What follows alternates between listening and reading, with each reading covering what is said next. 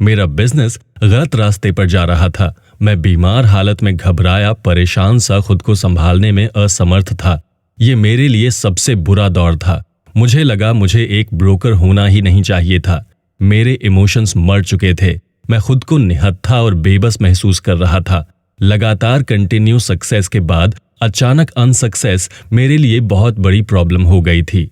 मैंने पहली बार human nature और ह्यूमन वीकनेस को बहुत करीब से देखा था।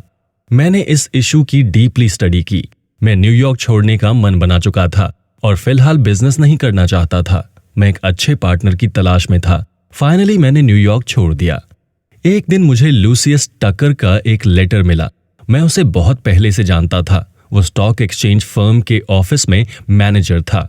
मैंने कभी कभी उसके साथ थोड़ा बहुत बिजनेस किया था। उसने मुझे फिर से न्यूयॉर्क बुलाया था। मैं उसे जानता था कि वो ठीक आदमी नहीं है और मेरे पास इस समय न्यूयॉर्क ट्रैवल करने के लिए फालतू पैसा भी नहीं था। उसने अपने लेटर में यह भी लिखा था कि न्यूयॉर्क का कोई बड़ा बैंकर आपसे मिलना चाहता है। मैंने पूछा आखिर ये व्यक्ति कौन है, तो उसने कहा आप जब न्यूयॉर्क आएंगे तो मैं आपसे उसे मिला दूंगा। उसने मुझे और भी बहुत सारी बातें अपने पत्र में लिखी थी और मैं न्यूयॉर्क वापस आ गया। मेरे मन में एक अजीब सा डर था और मुझे नहीं पता था कि आगे क्या होगा। मुझे नहीं पता था कि ये मेरे जीवन का एक अलग तरह का एक्सपीरियंस होगा। लूसियस मुझे स्टेशन पर ही मिल गया और बिना समय बर्बाद किए वो मुझे विलियमसन और ब्राउन के फेमस स्टॉक एक्सचेंज हाउस में डैनियल विलियमसन से मिलवाने के लिए ले गया। विलियमसन ने मुझसे कहा कि मेरे पास एक बिजनेस अपॉर्चुनिटी है और उम्मीद है कि तुम मुझे एक्सेप्ट करोगे। उसने मुझसे कहा कि ये दोनों के लिए प्रॉफिटेबल होगा। इस बीच लूसियस ने मुझे पहले ही कह दिया था कि उसे नहीं पता है कि क्या ऑफर है। विलियमसन फर्म के सीनियर ऑफिसर थे और 70 के दशक से ये फर्म एक रेपुटेशन के साथ बाजार में काम कर रही थी। इसके लिए गारंटी की आवश्यकता नहीं थी। उसके पास एक कस्टमर था जो छोटे छोटे 100 कस्टमर के बराबर था। रिलेशन में वो विलियमसन की बहन का पति था और उसका नाम एल्विन मार्कवार्ड था। वो 1 दर्जन से ज्यादा बैंकों और ट्रस्ट कंपनियों का डायरेक्टर था। वो रेलवे की दुनिया के सबसे बड़े लोगों में शामिल था। उसके पास 50 मिलियन से 500 मिलियन डॉलर तक कैपिटल मौजूद था। लूसियस ने विलियमसन को कई ब्रांच ऑफिस खोलने के लिए मोटिवेट किया था। लूसियस के कहने पर ही विलियमसन ने एक बहुत आलीशान होटल शिकागो में खोला और इसी होटल का मैनेजर बनाने का ऑफर मेरे सामने रखा गया, जिसे मैंने रिजेक्ट कर दिया। लूसियस ने मुझे फिर विलियमसन के पर्सनल ऑफिस में एक और मुलाकात के लिए बुलाया। Williamson well polished, well educated, well behaviour वाले जेंटलमैन आदमी थे। वो सज्जन व्यक्ति थे और मेरी तरफ स्माइल कर रहे थे। हमारे बीच जो भी बातचीत हुई उसे एक हेल्थी कॉन्वर्सेशन कहा जा सकता है। मैंने उसे कुछ भी नहीं कहा। मेरे पास कहने के लिए कुछ था भी नहीं। मैं बस सुनता रहा। मैं हमेशा किसी की बात को पहले पूरी तरह सुनता हूँ, उसके बाद डिसीजन लेता हूँ। मुझे हर बात को समझने और तथ्यों को जानने का इम्पोर्टेंस पता चला है। वो मेरे साथ बिजनेस करने वाले थे। उसने कहा मैं चाहता हूं आप हमारे ऑफिस में बिजनेस ब्रांच खोलें। मुझे इस बात की परवाह नहीं है कि हम जीतेंगे या हारेंगे। अगर तुम हार भी जाते हो तो मैं तुम्हें पर्सनल चेक दूंगा। मैंने उससे पूछा कि आप मुझे इस तरह का ऑफर दे क्यों रहे हैं? तो उसने कहा हम ऑफिस में एक ऐसा एक्टिव बिजनेसमैन चाहते हैं जो मार्केट में अपने नाम के लिए जाना जाता है।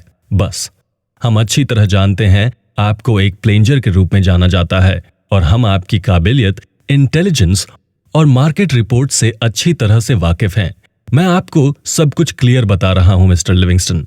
हमारे पास 2 से 3 बड़े रईस ग्राहक हैं। मैं चाहता हूं आप उनके साथ डील करें। मैं उसकी बातें बड़े ध्यान से सुन रहा था और मुझे लगा कि वो मेरे पीछे अपनी जीजा के मैनेजमेंट को कवर करना चाहता था।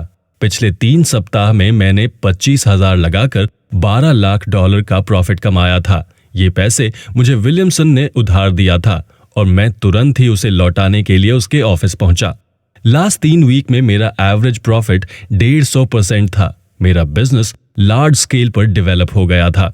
एक सुबह जब मैं डाउनटाउन में था तभी विलियमसन ने मुझे मार्केट खुलने से पहले अपने ऑफिस बुलाया और कहा तुम अभी चेसापीक और एटलांटिका में कुछ भी मत करो। चेसापीक, एटलांटिका अभी डाउन चल रहे हैं। डेल और एल्विन दोनों करीबी दोस्त हैं और दोनों ही बड़े काइंड पर्सन थे और मुझ पर विश्वास करते थे। कई बार मैंने अपने इमोशंस के आगे जीत हार का फर्क नहीं आने दिया। ये एक शानदार फ्रेंडशिप थी। दोनों से जो भी मिला मेरे लिए एनकरेजमेंट की तरह था। विलियमसन ने मेरे लिए जो कुछ भी किया था उसके लिए मेरे पास सिर्फ एक शब्द था, थैंक्स। लेकिन कभी कभी मुझे ऐसा लगता था कि वो मेरे लिए इतना कुछ क्यों कर रहा है, और इसी के चलते बीच बीच में मुझे थोड़ा अजीब लगता था। इसलिए मैंने हर मामले को एक अलग एंगल से देखना शुरू कर दिया। कुछ समय बाद ही मुझे पता चल गया कि विलियमसन मुझे यूज कर रहा था और अब मैं बहुत गुस्से में था। मैं तुरंत विलियमसन के पास पहुंचा और मैंने उन्हें सीधा कहा कि मैं विलियमसन एंड ब्राउन के ऑफिस को आज और इसी वक्त छोड़ रहा हूं। उसके पास मुझे कहने के लिए कुछ भी नहीं था। मैं विलियमसन और ब्राउन के द्वारा पैसे के नुकसान से परेशान नहीं था। मैं परेशान था उस विश्वास से जो अब डगमगा गया था। वो मेरे साथ बिजनेस नहीं कर रहा था, सिर्फ अपने रिलेटिव पर नजर रख रहा था। उसके साथ बिजनेस करने के चक्कर में मैंने अपना बिजनेस लगभग गंवा दिया था और मेरा सब कुछ चौपट हो चुका था। हालात बद से बदतर हो चुके थे। मैंने अपना सब कुछ खो दिया था और अब मैं कर्ज में भी डूब चुका था। साल 1911, 1912, 1913 और 1914, इन 4 सालों में मैंने सिर्फ गवाया ही गवाया। मैंने एक चीज और सीखी। मैंने विलियमसन के ऑफिस में एक आदमी के रूप में जो काम किया वो बिल्कुल सही था, लेकिन एक स्टॉक ब्रोकर को ऐसा कभी नहीं करना चाहिए कि अपना सब कुछ बंद करके किसी को साथ दे दे। मेरा बिजनेस चौपट हो चुका था। सच तो ये था कि विलियमसन अपनी बहन से बहुत प्यार करता था और उसके प्रति अपनी रिस्पॉन्सिबिलिटी निभा रहा था।